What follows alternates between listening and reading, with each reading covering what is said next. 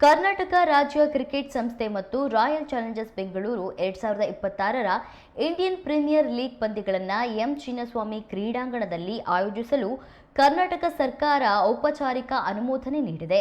ವಿಶ್ವದ ಅತಿದೊಡ್ಡ ಟಿ20 ಲೀಗ್ನ 19ನೇ ಆವೃತ್ತಿಯು ಮಾರ್ಚ್ 28ರಂದು ಆರಂಭವಾಗಲಿದ್ದು, ಹಾಲಿ ಚಾಂಪಿಯನ್ ರಾಯಲ್ ಚಾಲೆಂಜರ್ಸ್ ಬೆಂಗಳೂರು ತಂಡವು ಸನ್ರೈಸರ್ಸ್ ಹೈದರಾಬಾದ್ ತಂಡವನ್ನು ಎದುರಿಸಲಿದೆ. ವೇಳಾಪಟ್ಟಿಯ ಪ್ರಕಾರ ಎಂ ಚಿನ್ನಸ್ವಾಮಿ ಕ್ರೀಡಾಂಗಣದಲ್ಲಿ ಉದ್ಘಾಟನಾ ಪಂದ್ಯ ನಡೆಯಲಿದ್ದು, ಇದ್ದ ಅಡೆತಡೆಗಳೆಲ್ಲ ದೂರವಾಗಿವೆ.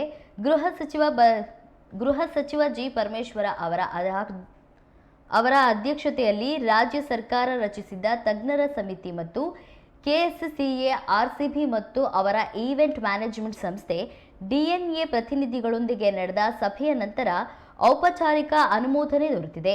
ಸಭೆಯ ಸಮಯದಲ್ಲಿ ತಜ್ಞರ ಸಮಿತಿಯು ಎಂ ಚಿನ್ನಸ್ವಾಮಿ ಕ್ರೀಡಾಂಗಣದಲ್ಲಿ ಕೈಗೊಂಡ ಸಿದ್ಧತೆ ಮತ್ತು ಅನುಸರಣೆ ಕ್ರಮಗಳನ್ನು ವಿವರಿಸುವ ತನ್ನ ವರದಿಯನ್ನ ಮಂಡಿಸಿತು.